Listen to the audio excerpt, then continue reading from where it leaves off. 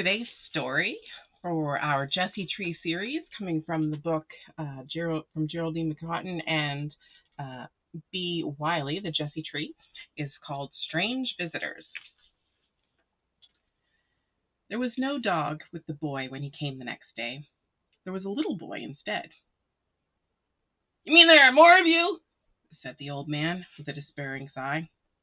"He was lost. I said I'd show him the way back to the campground." He turned to the smaller boy.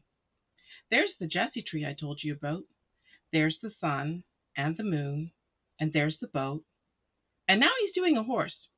"It's not a horse, it's a camel," snapped the carpenter. "Did it get left behind by Noah? Is it waiting? It's got no legs." "It's sitting down, resting in the desert. It stands for, it's a symbol for Abraham." "Was Abraham a camel then?" The old man scowled such a scowl that both boys ought to have melted then and there, but they didn't. "Sit down," the boy advised his friend. "He's going to tell the story of Abraham now." Abraham was a nomad. He did not belong anywhere. His tent was like the ark, floating on the flood, one day here, another day there. When the goats and sheep had eaten all the grass in one place, Abraham and his spouse Sarah moved on. They did not mind. God was good to them. The only regret they had was their lack of a child. Year after year they had longed for a child. Too many years. Now Sarah was too old. It seemed that when Abraham and Sarah died, their tent and sheep and camels would pass to strangers. "Yes? Go on," said the boy. "Why did you stop?"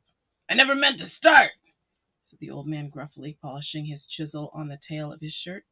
But he went on. Then one day 3 figures walked out of the low light. The heat made their shapes waver. Sarah was inside the tent preparing food, but Abraham beckoned to them. "Come, eat, drink, rest, strangers." "You are a hospitable man, Abraham. May your children bring you great joy." Children always do.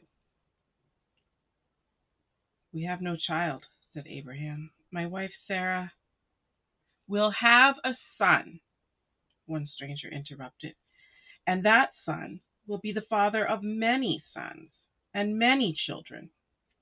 Inside the tent, Sarah heard this and laughed to herself, a soft, bitter, inward laugh. "Why did Sarah laugh?" asked another of the strangers. "Doesn't she know that with God all things are possible?"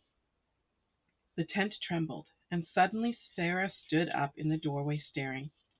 They could not possibly have heard her laugh. How could they know such a thing like that? How could they, a group of strangers? The visitors drank goat's milk, broke bread with Abraham and Sarah, and walked on. The desert dust swallowed them up. The heat broke the setting sun into white crumbs of light. The first star of the evening was shining. "Can you believe it?" gasped Sarah, half laughing, her hand resting on her stomach. "I can," said Abraham. "I do. I've told you before how God spoke to me once, years ago, and said, 'Abraham, your descendants will be as numberless as the stars in the sky.' I should not have needed 3 strangers to tell me. I should have known. God always keeps promises." "And Abraham is one of Jesus' ancestors, right? And that's why you're carving the camel on the Jesse tree?" "Correct." "So Jesus was going to be one of Abraham's many, many, many, many, many countless as the stars descendants, right?" said the boy. "Yes, yes." The old man tossed his head irritably, as if things were too complicated for boys to understand. "The brightest one. Yes, yes, the brightest one. Can a working man get no peace these days?